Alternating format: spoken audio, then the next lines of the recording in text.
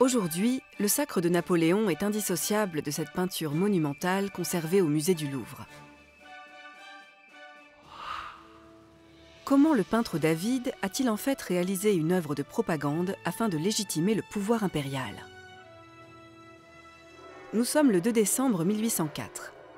Le consul Bonaparte est sacré empereur sous le nom de Napoléon Ier en la cathédrale Notre-Dame de Paris. Dans sa composition, David s'inspire du couronnement de Marie de Médicis que Rubens avait représenté 2 siècles plus tôt afin de donner toute sa légitimité à la régence. Dans sa mise en scène, le peintre magnifie l'empereur. Debout au centre de la toile, Napoléon s'apprête à couronner l'impératrice Joséphine après s'être sacré lui-même. Un geste qui relègue le pape Pie VII au rôle de simple témoin.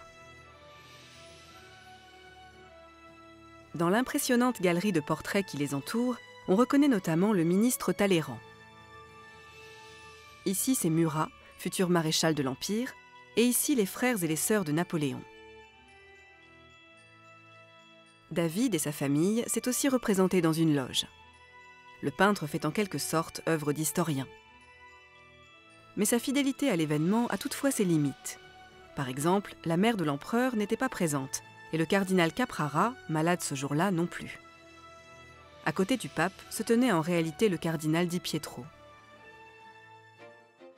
Le tableau est conçu comme la rencontre de 2 mondes. Ici, les personnalités religieuses représentent le sacré. Ici, l'univers républicain incarne le monde laïque.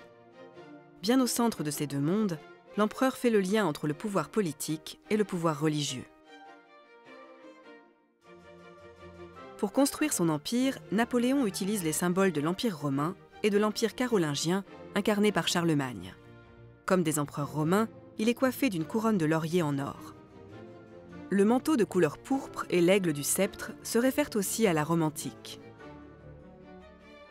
Lors de la cérémonie sont présentés les regalia, c'est-à-dire les attributs royaux dont on se sert lors du couronnement.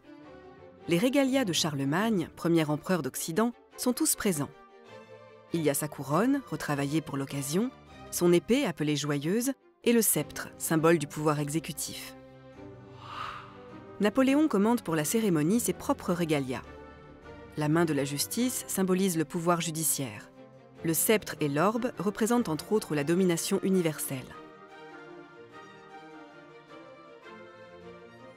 Avec cette œuvre monumentale de 9 mètres sur 6, le peintre David atteint son objectif.